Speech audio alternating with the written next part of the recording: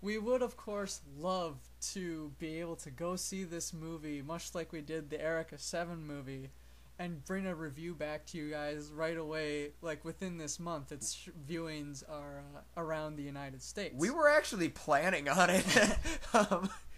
Unfortunately, the closest one for us is Indianapolis. And we're in the middle of Wisconsin. It would be like a 3-hour trip to get there. Probably another hour and a half for the movie. Ballpark 45 to an hour of random things happening. And then another 3 hours back. And this would happen in, probably right around the time we're supposed to start going to class again. So, yeah. So, we won't be going to see the movie. Sorry about that. You'll have to wait until April when we get the DVD release. We'll pre-order it. We promise. It'll come right to our house and I'm like, Nick, it's here! And we can... And we'll watch it! And we'll watch it, and we'll give you a review after we watch that. Though we will, like we said before, try and take a little time to cool down. Cool down, not be completely super fanboys. And we are. Oh, we are. We're fanboys. But that's always the interesting thing with Evangelion. You have a very devoted fan base. It's going to be interesting to see where these movies go, because if they disappoint that fan base, it could lead to some scary territory. This is Gynak's big cash cow. Sometimes, as I mentioned before, I think for the wrong reasons. Yeah. For those that haven't paid attention to Evangelion products out there, how could you not? One thing that we actually had discussed in this in our group session that we talked about is the products that are out for Evangelion materials, which are almost predominantly the female characters, specifically the young, underaged female characters, the 14-year-old female characters in rather seductive positions. Yeah, suggestive poses, and you'll see them on body pillows, in posable figures, non-posable figures where they're sexually suggestive. It's really disturbing. I really think there's a line in End of that Asuka has that I really think was directed at the viewers and not actually directed at Shinji. Well, it might have been directed at both. All of them. I'm going to leave that to your imagination for the time being. Go watch End of Evangelion, and during Shinji's freak out sequence, I think you're going to know what line it is. Yeah. Based on what we were just talking about. But yeah. So I have that little qualm with EVA merchandising. Basically, if it's not Revoltech, then I probably have that problem with it. And even some of the Revoltech stuff is gone. So, one thing that we've noticed, and we actually just spotted on Wikipedia of all places, too. We didn't do the research for this on Wikipedia. Yeah, of course not. We did. One of us is a history major. And the one thing that we found was that a lot of people like to credit Rei as like the starting archetype for Moe. Because this goes back to, it wasn't like with, really this relates to the merchandising thing, is that Rei products started becoming a big part of the EVA cash cow. It wasn't even the show itself. It was people that just loved her character design and wanted to do some very questionable things to that character design. Yes. I'm a bad person, I'm sorry. And so are they, Nick. So are they. They're worse people. But, like, the archetype for Rei, we actually, if you haven't noticed it by now, it's in pretty much every show. The quiet character, usually with the short hair. Usually short hair, usually lighter colored silver or blue hair. Barely talks at all. Yuki Nagato. Ruri Hoshino from Nadesco. That was at the height of it when it was really starting. The list could go on. I just don't want it to. Yeah. So even Gundam almost ventured in that territory with Double O. We had didn't have the short hair, but Soma Paris started out as a Rei Ayanami character, and thank God she moved out of that. But yeah, it's like you say all the time. Rei is actually like your favorite character. Rei is my favorite Eva character, so this hurts me very deeply. That being said, Rei is a great character. The archetype is definitely getting old. It's definitely overused. We hope the industry kind of gets out of that, but again, this is like intrinsically tied to moe, which is something that we both actually hate. You probably more so than I do. I'm a moe stomper. Go watch my Lucky Star review. I'm tolerable of most things, but moe is definitely one of those things that is saturating the market and actually pretty much what is giving us crap for shows. I can forgive Ronka and Nia, and that's like it. But yeah, I don't want any more chipmunk teeth. I don't want any more... That ties into another video too. I really don't want these characters that their only value is that the design is really cutesy. I want character depth.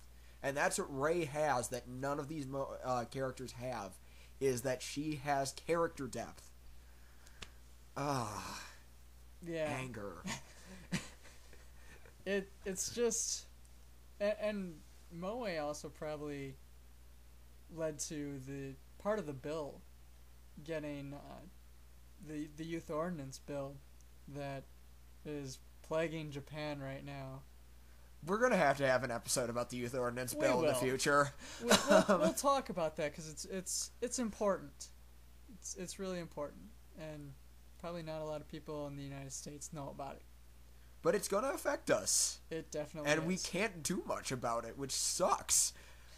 So we'll probably get to that in the future. I guess it leaves us in an interesting spot as we're talking about the anime industry, and it puts me in a really awkward position that you are endorsing this movie too, because this movie is basically doing something that I really hate right now, which is remaking something that was perfectly good the first time. It's definitely something that we saw a huge boom in these last couple of years due to the poor economy throughout the world. Companies not really venturing out into a new product that, it's a risk. It's a business risk. Whereas if there's already an established fan base for something, you take less of a risk. So we're going to remake Getter Robo, Dragon Ball Z, and Full Metal Alchemist. Woo! Oh, Full Metal. It didn't even take you like 2 years to remake yourself. That was ridiculous. And neither of us have seen Brotherhood. I've heard good things, but, I have seen Brotherhood, and I know it gets better, but the first few episodes are terrible. And that doesn't really relate to anything. I'm just... Yeah. But we definitely would like to see companies willing to venture out into other areas again. Gainax has actually always been really good about that. The only remakes that we've seen from them would be the Eva movies that we're just talking about, and the Gurren Lagann movies that came out recently. They like summarizing their stuff in movies. I mean, granted, they also compacted Gunbuster back in the day. Gunbuster got compacted into a movie. Diebuster did as well. Oh, okay. I did not know. Yeah. The two of them got compacted into movie versions of their original 6-episode OVAs.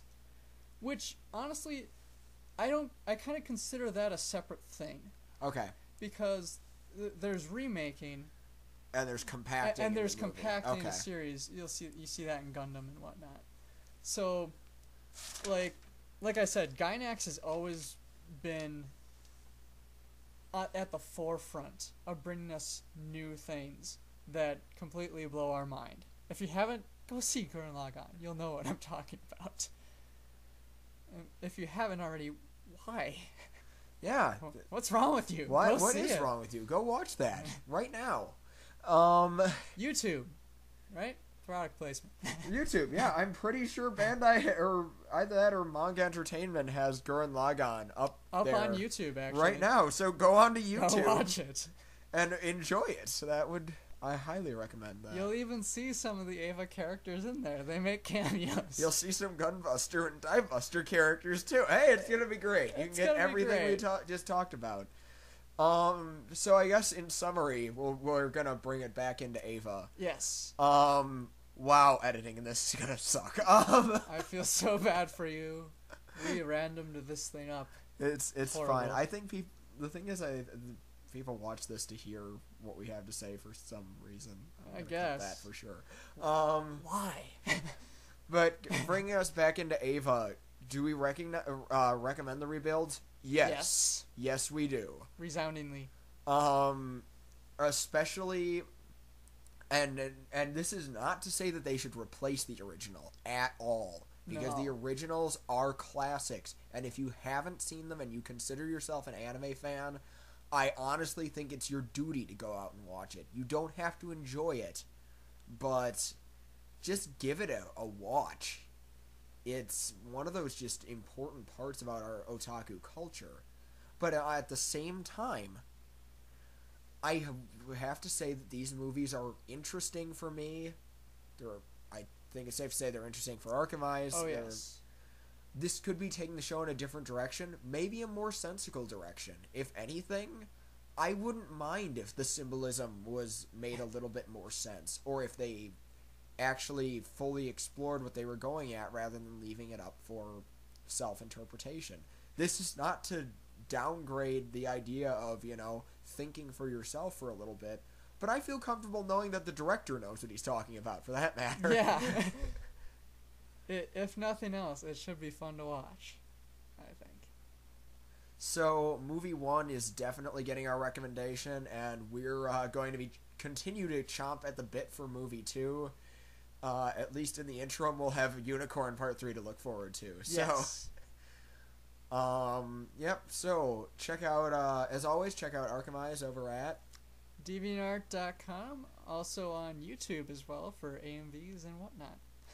And as always, here I am, Nick Izumi, still spocking in the free world from Fifth Avenue Studio. Thanks, everybody. Have a nice night.